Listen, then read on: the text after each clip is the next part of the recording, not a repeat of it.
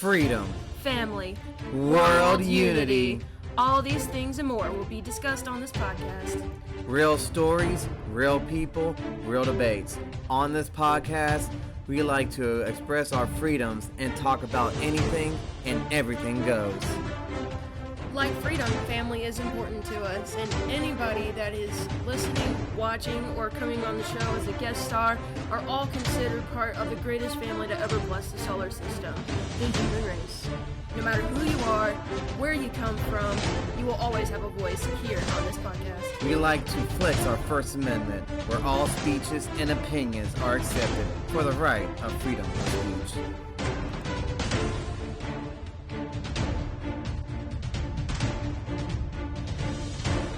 We have a saying we like to live by. Live life with eyes wide open. Being open-minded leads to true understanding of the world as it really is. Please, come, join us, and enjoy this experience as we embark on this journey of truth as we dismantle the subjective truth. I'm your host, Nick. And I'm your co-host, Victoria. And you're experiencing High Consciousness.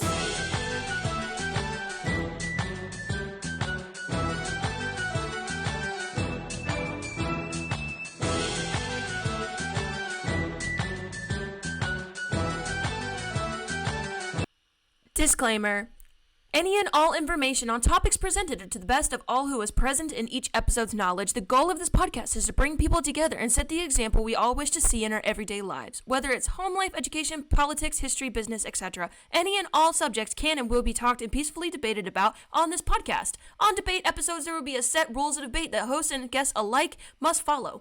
We ask that you, the audience, like we ask of our guests, in the comments to please try to keep the language as clean as possible. We are a podcast for entertainment as well as educational purposes. Here we are all equal no matter what race, age, or gender. Thank you, and enjoy the show. Hi, everyone. Hi, everyone. Sorry. Love it off cue there, folks. But anyway, welcome to High Consciousness. I'm your host, Nick. And I'm your host, Victoria. And we are High Consciousness. Hey there, everybody. Let's get back into it with high consciousness. And that question that we posed, and we said we would discover the answer for you. So, they did not discover until 2010 when DNA and all that other stuff was at its peak.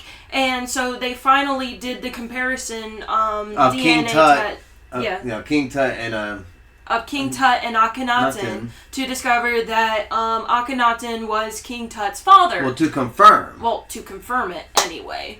I guess like somewhere along the lines in the Egyptian pyramids and the tombs and stuff in the Valley of Kings where they found the two bodies, there's like some kind of correlation that they were related, but they could never figure it out. So it was not until 2010, which is why in our book, which was written in 1944, even though, it was written 22 years after they discovered, King Tut, and about 34 or so years before they discovered King Tut, they discovered Akhenaten. So that was 1907, by the way, for those that have trouble with that. So Akhenaten, again, to repeat, Akhenaten was discovered in 1907. King Tut was discovered in 1922. Yep. Yes. And confirmed that they were father and son in 2010 due to DNA at its peak. Technology. DNA and genealogical testing being at its peak, yeah. Yes. Yeah. So, anyway, exciting new chapter for you guys. Today, we're going all the way back to Athens, Greece. Yet again, it's going to be very exciting. Let's unravel it. Let's go. Talking about Mr. Solon of Athens. Athens. The first election of lawmakers. Chapter 4. Solon of Athens freed the debtors persons to reform the institution of debt slavery. So basically, this guy right here founded debt. Founded a way to... Or the system of debt. To where it benefited both the loaner and the person that's getting the loan. He institutionalized the selections of juries by lot, with all citizens participating, and he gave the voting franchise to all taxpayers alike, thus beginning national democracy 600 years before Christ. When he later journeyed to... Mind you, though, 600 years before Christ. Mhm. So, just so y'all get the right, 600 years. When he later journeyed to Egypt, he there learned of the first war of conquest and the story of the lost Atlantis, and became acquainted with the imperishable laws for the government of nations. Wait. Let me see that one more time. Right here. When he later journeyed to Egypt. So this is Solon of Athens. He Right. journeyed to Egypt, and he learned of the first war of conquest and the story of the lost Atlantis. So the first war of conquest apparently traces all the way back to Atlantis. So now it's not just Plato and, before Plato, Plutarch, which is who Plato got his story, his treatise from. his story and treatise of Atlantis and things from. So we have Plutarch and then Plato, and now after Plato we have Solon. So now that's three men from Greece that tell us of the story of Atlantis and tell us that Atlantis actually existed, and not only did it sink during the flood, but it also had one of the first world wars, like that, or the first war that the world has ever seen. That was a major conflict. That was global. a major conquest. Yeah. Yes. Not just like, the typical tribal fighting. It was a full-on conquest. Yes. And we have stories about it, but we perceive it as myths and a legend and a story and poetry. And that's, again, where last chapter we spoke about how the problem with myths, legends, folk tales, and fairy tales is that there's always a hint of truth to them. Some sort of truth to them. Now, debt has been the common burden of the ages, and yet the whole structure of our whole modern economic world is built on the shaky foundation of bills payable and bills receivable. Long ago, interest ate up its own principle. We are currently living on the interest on our own unliquidated debt. So, debt has been a problem for a human problem. Building the foundations of bills payable and bills receivable. So basically, you can pay it back in reason and on time. You had no problems back then. So, like today, when you get a loan from the bank and, they have an interest rate on it and you pay, your full, what you're supposed to pay back in your little bits and pieces of your loan, but you also, pay it in that interest as well. So, we're going all the way back to ancient Greece, bro. This is where, I guess, the ideas of our banks and our bank loans and interests and rates and all these things came into play. Wow! So, there again, it's Greece and Egypt. Those are our two big ones where most of our democratic and financial ideas and inspirations and applications came from in the first place. That's blowing my mind right now, bro. What? I'm sorry. Continue. I'm sorry. Solon, greatest statesman of the Greek world, was handed this age-old problem when about 595 BC. He was summoned to the leadership of the state with the title of Akron. Right? Archon? Archon. Yeah, Archon. He was given unlimited power to reform the economic and constitutional systems of the Athenians. His first move was to attack the old Attic law of debt, which he believed laid at the source of the public's distress. The old Attic law of debt? So so the next page is about to get into that. But so what is? It's about to get into it. It's about to explain. Okay. Next page. You read ahead in the book because it's your chapter. So I didn't. So this is all a surprise. Well, I have bad ways of pronouncing words when reading out loud, so I had to make sure that the viewers can understand what the hell I'm saying. Fair enough. Continue. In the time of Solon, The Greek countryside was littered with roughly hen stone markers. Yeah, hen. Hewn stone. Basically, big stone. Hewn stones. Basically, like big stone markers. Originally, these were boundary stones. Boundary stones fixing the property lines of the lands of various citizens. So they had very boundary lines. They used giant stones for boundary lines. Kind of like how we use our fences and, the survey lines as our property lines today. Or like wooden stakes to see where our property lines are. They used stones back in the day. As time had passed, it had become the custom to carve into these stones the records of mortgage contracts affecting the property which they bounded. So basically, with that, because they didn't use paper back then, they carved markers on the stones, basically on debts that had to be paid and haven't been paid. It brings a whole new meaning to set in stone. I mean, that's probably where it came from, honestly. Yeah. And all literal, and there's all jokes aside, like, it's going to be set in stone. Your mortgage rate set in stone. Your taxes set in stone. Single stones became insufficient after a time, and eventually the added monuments to debt interfered with the plowing of the fields. Solon, investigating the tragedy of the mortgage monument, made several interesting discoveries that were to change the course of human economics.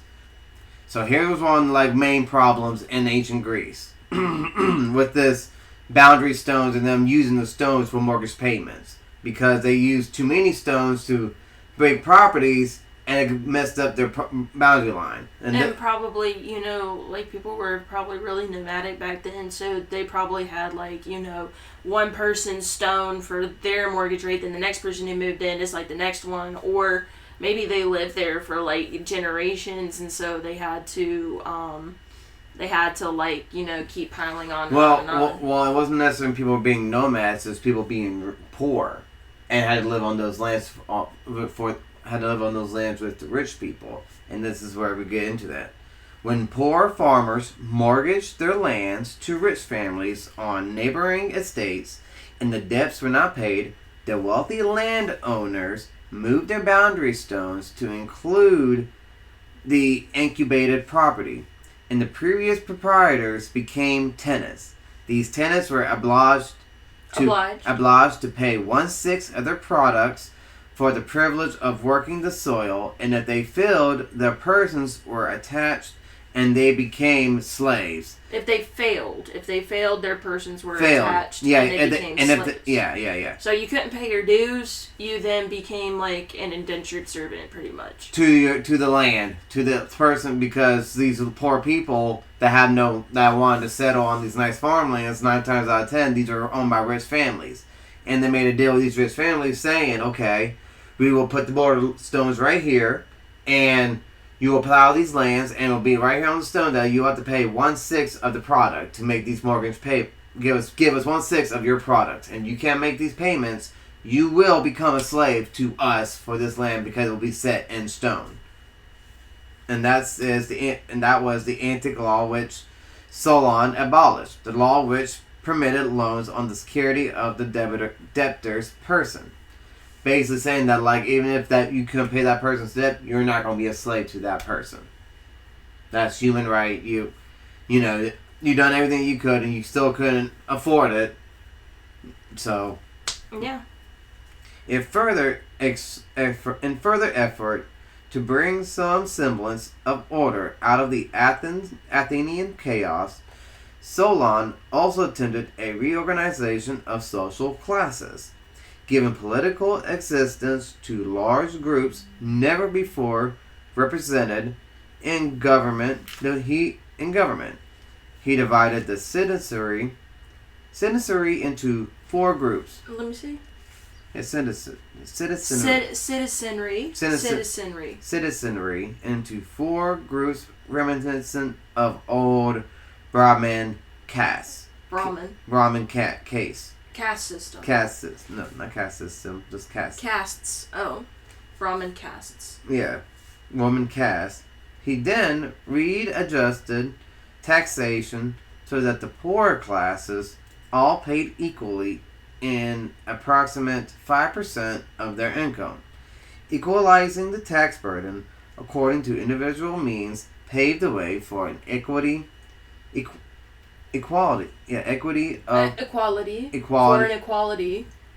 for an equality of representation in the governing body.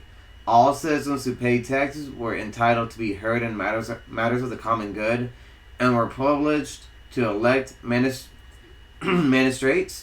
These steps privileged to elect magistrates. These steps marked the beginning of the democracy of the ancient Greeks. Wow, that was a lot to... That was such like a little paragraph, but that was a lot in one little go. Mm-hmm. Okay, so in further effort to bring semblance of order out of the Athenian chaos, Solon also attempted a reorganization of social classes, giving political existence to large groups never before represented in a government. So he was the first one to actually give representation. So this is where like our upper class, our upper middle class, our middle class, our lower middle class, and then the low class all come in to play. Mm-hmm. Where everybody is equally represented. And has an equal say because they all paid their fair shares of taxes. And everyone in that one taxation caste system would be, just be charged whatever it is, whatever that tax rate would be for that caste system. Because, you make a little more, so you pay a little more, right? Right. That's kind of like what American politics right now today are kind of like eating each other alive about. But it could be, with the wrong ideals and mindsets, this kind of idea could be very disastrous, and it could end up with one of the other taxation bracket systems eating another one. Mm-hmm. But when used in the correct way, it could be very prosperous for an entire nation for generations to come, and plus it would, have financial security among all the peoples in all the different taxation brackets or caste systems. And everyone that has no fear of being slaves, of being wronged by someone upping the rent. Yeah, this because completely takes away the risk. Well, not completely, but it does take away... It reduced the risk. It reduced the risk of people becoming slaves. Mm-hmm. That's awesome. That's like literally freeing people. That's awesome, dude. From being fraudulently being claimed to not pay off their debt. Yeah. Because they kept bumping up the rent. The rich families just want to keep bumping up because they own the land, and these people are legitimately renting out to live on the land. All they got to do is work the land and got to give this product. Mm-hmm. And the rich could, raise the tax rates however much they wanted until Solon came in and said, One of the government statesmen. One of the government statesmen. No, it was Solon. It says right here. Yeah, Solon, but he was a statesman, though. Well, he was a statesman, but still, Solon is the main guy that we're trying to focus here on. Let's not confuse people here. Yeah, that's because you almost confused me there for a second. With who? Solon. Because I said Solon here came in and said, no, we're not going to do this anymore with the old system, and you were like, yeah, a statesman. And I was like, oh wait, Solon was the statesman we're talking about, Solon, right? Greatest, you were like, yeah. Yeah, Solon, the greatest statesman of the Greek world. Yeah, I know, but when I said Solon, and then you're like, no, a statesman, and I was like, huh? You confused me for a second. With the title of Akron. With the title of Archon. Archon. So that's what I'm saying. That's what I'm saying, and that's where he got that authority to make that call, because he was actually a government official. Well, yeah. Yeah, Okay, yeah. That's what I'm saying. That's why I say. I'm sorry, you just confused me there for a second. I didn't know the word. I couldn't pronounce the word Archon. I wasn't trying to damn. Archon. See, I'm legitimately slaughtering the word right now. I was trying to avoid that. I mean, you got the majority of the word. It's just you're missing the R. I got the whole world in my hand. Don't make me say it. Don't make me say it. Is it small little weird? Because the world is right over there, and don't make me make the reference, alright? I mean, it is floating. Because the way you look, everybody else got the same idea. I know y'all do. So don't even. I just got the whole world in my hand. But anyways, the greatest of all of the reforms of Solon took place in the courts of justice. Selection of juries was by lot, with all citizens participating, even the poorest, and these jurors were upheld over the pressures of established privileged groups. Of all the greatest reforms, Solon took place in the courts of justice. So he basically had it to where everyone kept it at majority vote. Even the poor citizens could be part of the majority vote. True democracy. And where everybody is equally represented and they all get to, elect on certain peoples or things. Because it upheld over the pressures of established privileged groups. So basically, when you got majority of like 3 out of 4 classes of your society says, no, this is wrong, it makes the other privileged groups look bad. Which makes sense. Yeah, it's equality in every way. Mm-hmm. One of the most curious of Solon's regulations, throwing light on the difficulties of his time, he forbid that a bride should bring to the house of her husband more than 3 changes of garments, unlike personal furniture. He also ordained that each citizen must ready to show at any time to properly authorized persons how he obtained his living. Any citizen failing to do so would lose his franchise. So, so there was 2 most curious things that Solon did that throw light on the difficulties of his time. He forbid brides to bring home of her house more than 3 changes, so she couldn't bring nothing but 3 changes of clothes. 1 for the house, 1 for outside, and 1 for parties. No, I guess 1 to go to bed. I guess so. Because you gotta remind you, well, I don't know, the Greeks were freaky. Is anybody a Greek? Can you tell us in the comments down below, y'all sleep naked? Or do y'all use jammy jams? 3 garments. And then the whole obtaining, and then the whole, she can't bring no personal furniture in. So that means, like, everything has to be the man's own stuff. Woman can't own nothing and can't bring it into the man's house.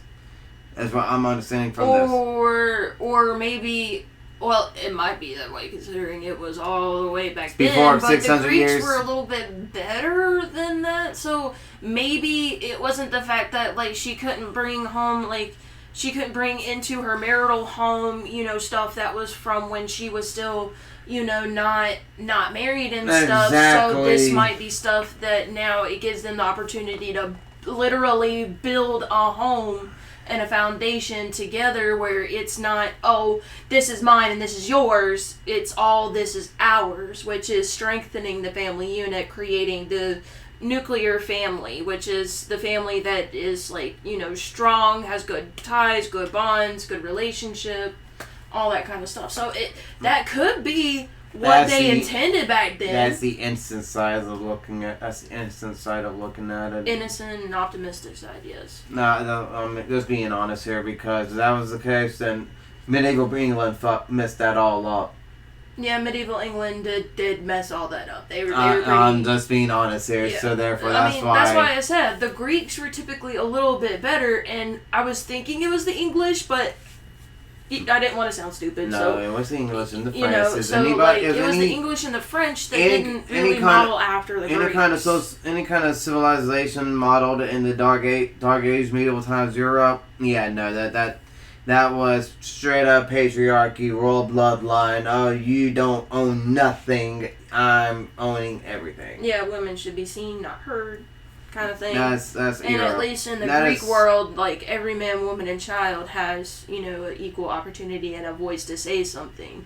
In medieval England, it was like the woman couldn't really like bring anything from her own home, like, and she couldn't own anything with the man either. At least the Greeks, it seems they're a little bit better about it, where they want them to build something where it's not, oh, yours, mine, And- it's ours. And Solon's. Or where it's just the man where he's like, everything is mine and you have nothing. So if I kick you out, you guys not a thing. Yep, and let's just get off this topic now, because all we're just talking about right now is just bashing a patriarchy. That's just how it was back then. Anyway, he also We're not bashing the patriarchy. Let's not say that, okay? It sounds like it. Well, we're just speaking fact. Like, this is the way things were. I know. So it's just... I know. I gotta poke I know I gotta poke the bear every once in a while. Don't poke the bear. Don't poke the bear. I'm sorry. Seriously. I forgive. Thank you. But It's like, I kind of want to snap it, but I'll forgive him. but here there's another thing that he did too. Though he made people show their paperwork, basically saying, like, how did you own this land, and how much are you paying on this land? And if you fail to show any kind of this paperwork, or they don't match up or whatever, you will lose your franchise, thus becoming a slave. So that means that it can go for anybody, even if the rich is like, oh, they don't feel like producing the papers. It's like, well, okay, you don't want to produce your papers? You just got reduced down to a slave. You went from all the way up here to all the way down here. Mm-hmm. To show at any time to property authorized person on how he obtained his living. Any citizen failing to do so would lose his franchise. Making everyone equal. So it could be the rich that could fall to the slave. It could be the middle class that falls to the slave. It could be, the level that's right above the slave that can fall right to the slave. So it's like anybody can take the fall. And that from what I'm understanding here. Oh, it was, because it made a lot of big problems, because the next little paragraph we got right here, or this next little sentence we got right here. The drastic changes of Solon made him so many enemies that after a few years he felt he had to relinquish the burden of leadership of the state to regain his honor. Those who hated and feared him as Archon promptly renewed their love after he left public office and no longer threatened their ambitions. So basically, they showed all the elites that in the Greeks' time that were running the program for Solon to quit his job and to step down, or else we're going to really make him, We're going to make his life a living HE double hockey sticks. Mm-hmm. And as soon as he left the public office, he was loved and, not threatened anymore, which I feel like that's what the left wants to happen. It's funny how shit replays itself. How history replays itself. How history replays itself. Can you cool it with the language? I am so sorry, y'all. The drastic changes of Solon made him so many enemies that after a few years he felt he had to relinquish. My bad. Okay, let me restart that again. The drastic changes of Solon made him so many enemies that after a few years he felt he had to relinquish the burden of leadership of the state to regain his honor. Those who hated him and feared him as Archon promptly renewed their love after he left public office and no longer threatened their ambitions. So basically, they threatened him, and succeeded. He stepped down, and now they loved him and didn't threaten, and then they didn't show him their true ambition, what they were going to do. Well, and now that he's not a threat, now they can go back to loving him. Pretty much. I mean, that's crazy. They wanted their old ways back, where the mighty and the rich could not fall. And we've seen that and many... Solon came up in here, like, trying to change all that, and they were all like, no. And we've seen that happen plenty of times, too, in our history. And, like, in our entertainment, too, where, like, you know, the guy that's running for office, and you got the other guys who's, like, running the whole show. Don't say nothing. Don't say anything. Don't say anything. We'll do it. We'll do it. Don't do it. We'll make you wish you didn't say it. We'll make you wish you weren't born. And I guess that's where that came from, because it actually worked in a history. Or we're gonna make your life a living hell. You know, that's probably Language. Well, you can say it hell. That's not that bad. But, like, you know, the S word and the F bomb and the B word, you know, all them things. Why are you talking about bird crapping, huh? That's the B word and the S word that you're talking about, eh? Bird crapping? Uh-huh. Is that what we're gonna go with? We're gonna go with that, bird crapping. I think you bird crapping right now.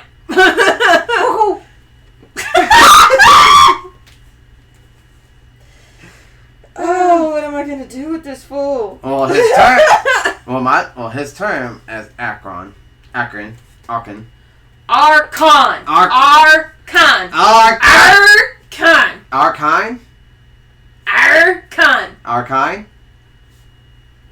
You're just doing this to mess with me now. Oh, I know, and it's totally succeeding, y'all. Okay, we need to move along here. We are gonna move along here. We're at his turn. 31 minutes. Exactly, and we got a whole much more time to go, because, you know, anything goes on this podcast. Yeah, we got a whole nother page and a half. Oh, man. I'm gonna slaughter again. You keep messing with me. His term. Well, I'm not gonna be the one apologizing. You're gonna be the one apologizing to the audience who can't understand what you're saying because you are slaughtering it. I'm not trying to. Or you are going to have to be apologizing to me later, who has to do all the editing. Oh, this is what we're doing right now? I thought we were reading the story, not debating on me pronouncing any words. I'm sorry. I thought we were... petty moment. You were having a petty... I was having a petty moment. And no one's going to see this because it's going to get edited. No, I'm keeping it. Keeping this section of it. Because people love this. Like, come on. It's content. Do it for the views. Do it for the views. His term as Archon. Is that better for you? Archon? Yes. Okay. Brought to Solon the realization of his own inadequacies. He visited Egypt in search of a larger wisdom. He was received with kindness and every mark of respect by the priest at Sais. Sais? It's no A. So at Sais. By the priest at Sais, who served the shrine of the goddess Isis. Isis. Oh boy. Served the shrine of the goddess Isis. So reread that one more time. Okay. His term as Archon. His term as Archon. Yeah, I said that. His term. You butchered it.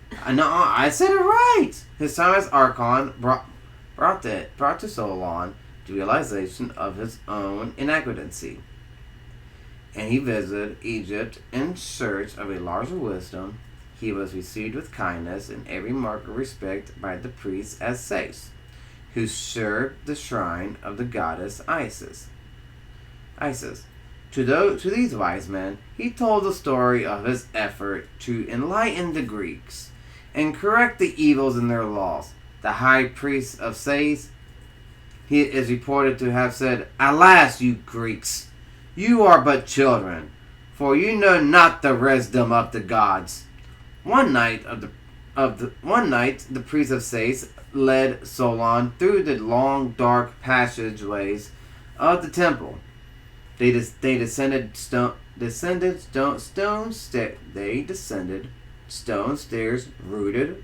rutted. They descended stone stairs rutted with that's rooted. Rutted. Yeah, that's what I said the second time. H. That's what I said the second time. Excuse me. Sorry. Grammar Nazi here, y'all. Grammar Nazi. They descended stone stairs rutted with age and light lead only by flaming torches came at lengths to subterranean chambers hidden from the living rock.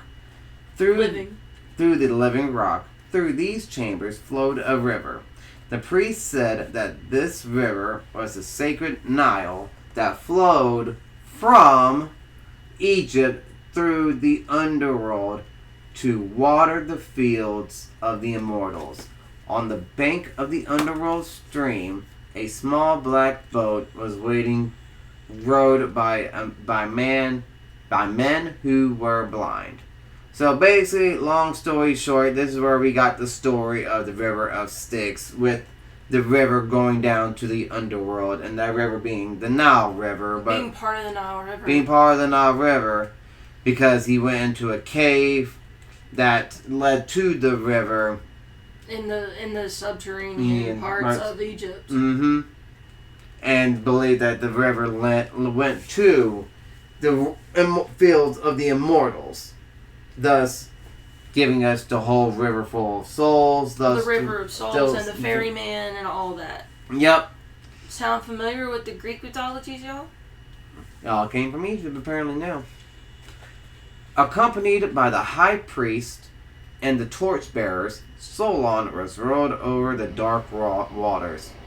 The boat stopped on the shores of a tiny island far underground. The light from the torches fell on two tall columns that glistened. They appeared to be made of some strange metal, covered with curtains writing in an unknown language. Yeah, see, that's legit what it said. Read it from the top. You read what I just said. Like, I'm kind of, like, what? Accompanied by the high priest and torchbearers, Solon was rowed out over the dark waters. The boat stopped on the shores of a tiny island far underground. The light from the torches fell on two tall columns that glistened. They appeared to be made of some strange metal covered with curious writing in an unknown language. So, these two columns, wait a minute. Aren't these... Well... What? I don't know. Maybe not, because those are made out of stone, not metal. Uh-huh. There are two pillars, I think somewhere in either Palestine, Israel, somewhere in there, where, like, there's these two stone pillars, and when both of them go down, that's when, like, the apocalypse and stuff is supposed to start. So and already, like, one of those pillars is knocked down and the other one is, like, severely cracking, according to reports that I've been seeing here lately. So is this the apocalypse? Just might be. And I wonder if this unknown language that these metal columns are written on foretell our future is like, I wonder if it's Atlantic, like, or Atlantean, excuse me. I wonder if it's Atlantean writing. Maybe. So, yeah. I know where I'm at. Like, these... That's pretty awesome. The high priest, pointing his golden rod at the pillars, explained their mystery to the astonished Solon. These columns, he said, were placed on the island beneath the ground thousands of years ago by a lost people which had vanished forever from the earth. The pillars were of an unknown metal which neither rusted nor deteriorated with age. He then continued, once long ago there existed on the earth a vast empire, the power of which extended to every corner of the world, and great fleets of merchant ships sailed the seven seas and brought their wealth to its fabulous city of the Golden Gate. Here there were schools for the study of the mysteries of nature, towers for the examination of the stars, mines beneath the earth from which the precious metals were brought forth in abundance. This empire was ruled by the seven kings, who were the descendants of Neptune, god of the seas. Then came the fatal day when the 7 kings of the islands of the west, in disobedience to the laws of the gods, resolved to conquer the whole world, and thus it was that war came into being. For before that time there had been no strife among men. And the 7 kings led an army against the ancient Greeks, and they invaded all of Europe, coming in great ships from the west. This, Solon was told, occurred about 9,000 years before the siege of Troy. Wow. 9,000 years before the siege of Troy, which in 1944, Troy was still just a legend, okay? And here lately, I think it was like either 2018 or 19. Look it up. Actually, you know what? Hold up. How about we do this? Excuse us for 1 second, y'all. Oh yeah, here's that. Here's that. Here's, after, DNA testing and whatnot, they found out that Akhenaten was King Tut's dad. So what was... Okay. No, I don't... Come on. Go.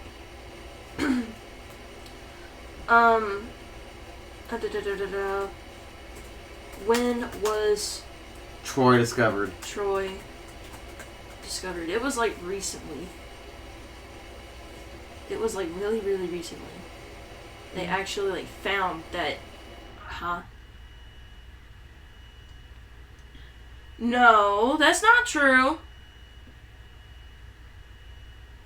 There's no way. No. Because there was like all kinds of news reports and stuff just a few years back of when they found the legendary city of Troy.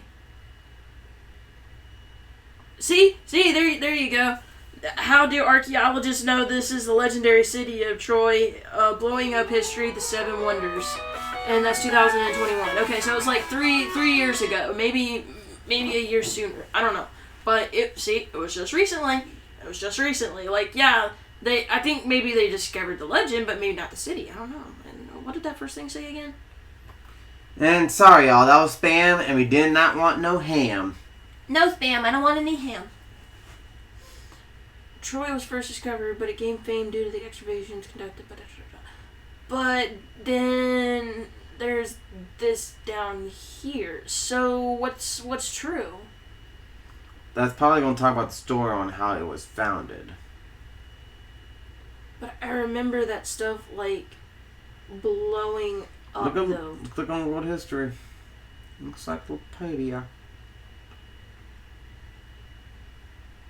Encyclopedia.com. Discovery of Troy.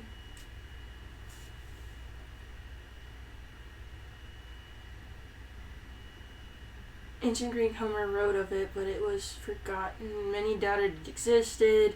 Heinrich Schliemann was determined to find the fabled city. He actually did find the site and a great treasure trove beside.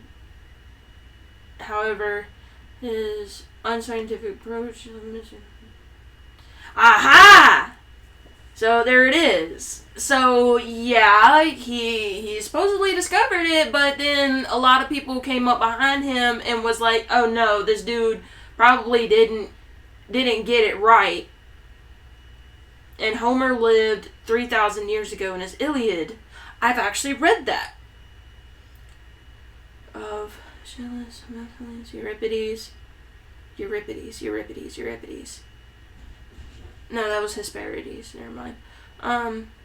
The Iliad was epic woven together by shorter oral poems and tells the story of a time when Greece was at war with a city on the coast of Turkey across the Aegean Sea. The name of the city was Troy. Okay.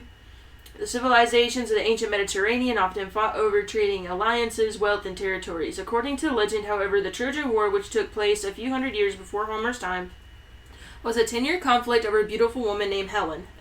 Helen of Troy. Helen was the wife of Menelaus, the king of Greek city of Sparta. Paris, the son of the Trojan king Priam, carried Helen off to Troy with the assistance of the goddess Aphrodite. Then Agamemnon,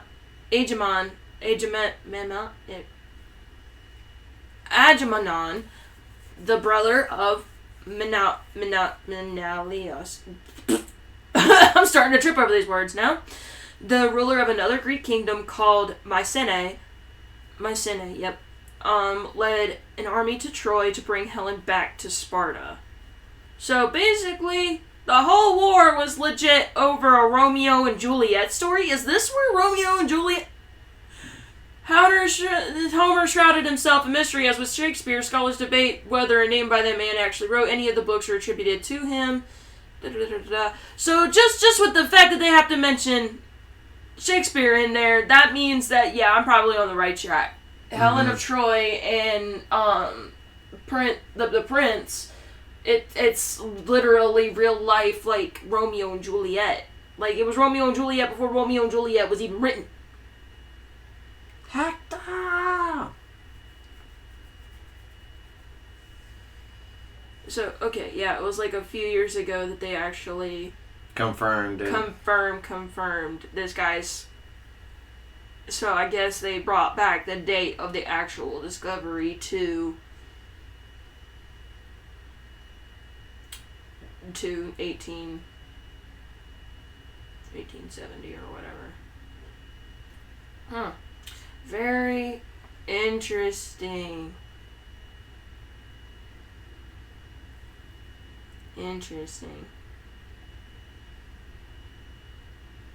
Alright. You should say, when was Troy confirmed? Yeah. Because discovered, I can, Probably. What? What the world? The ancient part where many historians now believe the city of destroying about the war series didn't in fact play out between the Mycenaean Greeks and the Anatolians, or here around What? That is, I legit said, when was Troy discovery? Okay. When was the city of Troy discovery confirmed? Maybe is what and it still gives us 1180 BC. I think that's in 1870. What? Confirmed in modern day. Do I have to get that darn specific? Okay, it brings us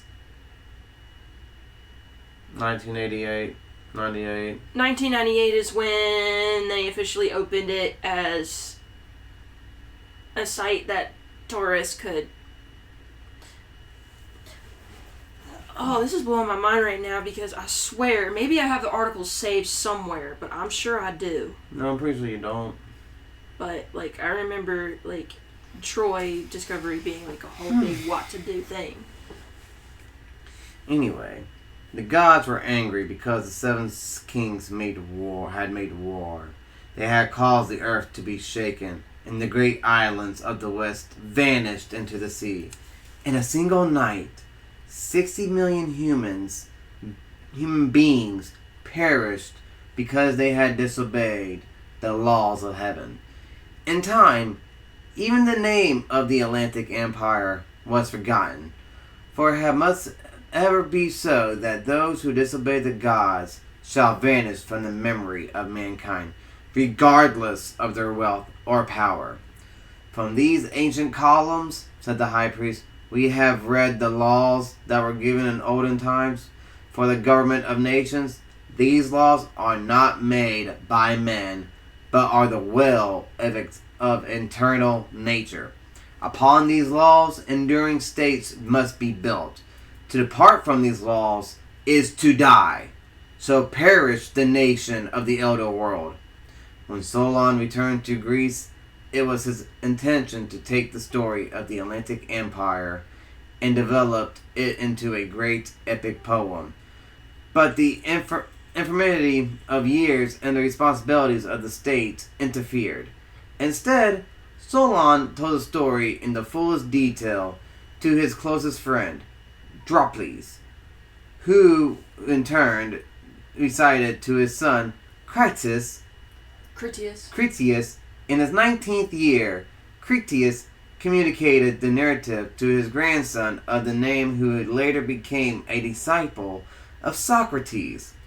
It is in this way that the story of the lost Atlantis came finally to be incorporated in the Platonic dialogues as part of a conversation between the younger Critias and his master Critias and his master Socrates. The dialogue itself was named the Critias. Wow. Okay. So basically, Solon was the one that. So is Solon the one that really before Plato? Yes. Let's double check that. Let's double check it. that real quick. Hold up. I mean, we just literally got the 411, the storyline right there. Okay. So let's see. Plutarch. Lived when?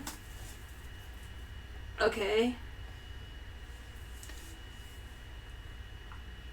Christ AD? Mm-hmm.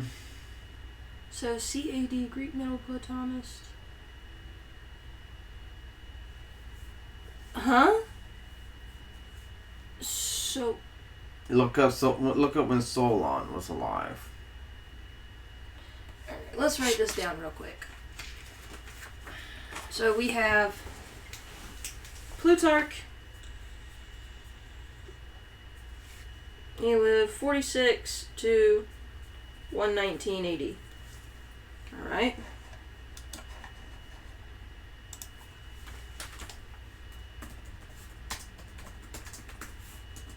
Solon.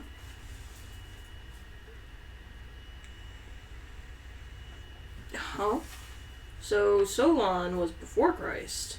Mm-hmm. AD is after death, so that's after Christ. Mm-hmm. But didn't that chapter say so? No. It went down to different years, and then it got. Oh, that was Plutarch. I'm getting that confused. Mm-hmm. Solon did say it was before Christ. Yep. Mm-hmm. Yep, that's right. Mm-hmm. 560 BC. Alright, and now let's go grab Plato.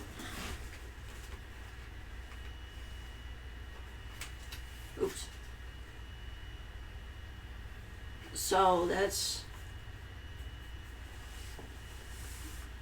427 to 348 BC. Okay, so Plato was after Solon. No, okay. Droplus. His best friend, Solon's best friend, Droplus. How do you spell it?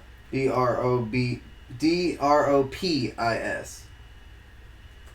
Dropus.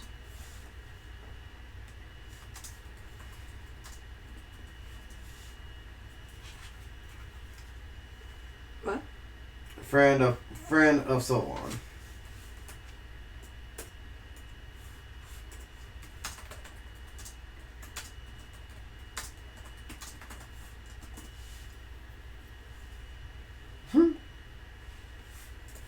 Alright, we'll do one better. Critias.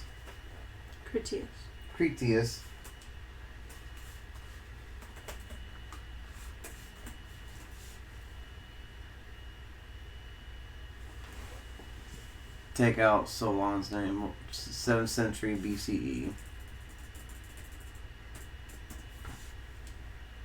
There you go.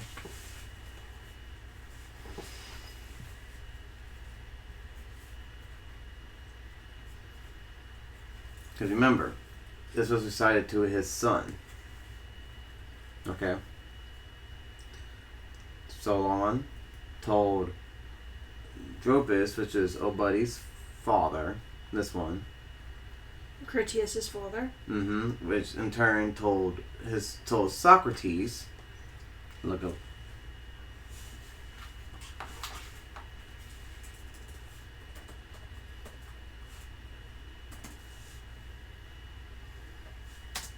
It says it right there, 470 and 399. He died in 399. Mm-hmm. Alright, so Socrates.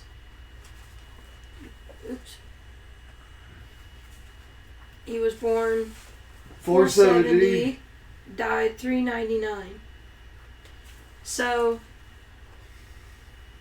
Solon told Dropus, Who told his son, who told Critias, who who told told Socrates, who told it to Plutarch and Plato. who told Plato, then Plutarch. Mm-hmm. I didn't realize Plato went that far. I didn't know Plutarch was that, because at the very beginning of the book it seemed like Plutarch was like well before Plato, but no, it was like well after. Mm-hmm. Whoa. So, yeah. So we have, okay, so just to get that rundown again, we have Solon who told Dropus, who Dropus told Critias, who Critias told Socrates, who Socrates told Plato, and Plato Told his author, eventually, which at says the some treatise, point, because it's Plato's treatise. Plutarch then took those treatises. and Plutarch studied Plato's journals. So Plato died well before Plutarch was ever born, but Plutarch was the one that went after Plato's journals, which Plato's whole journals goes all the way back to Solon. Mm-hmm. Wow. Huh. And with that, folks, Well, we're gonna continue on with the rest of the chapter. no, that was it. Oh, that was literally it? Mm-hmm. Wait, are you sure? Yeah. Really? Yeah, see? Oh, yeah. And his master Socrates, the dialogue itself was named The Critias. Critias. Wow. Wow, y'all. Wow. Like, that's awesome. Well, it was a lot, and this was lot. a doozy episode. It was a lot longer than we wrote into, but it was a lot of information about the process, because it was about the start of debt, and how it was actually beneficial. Yeah.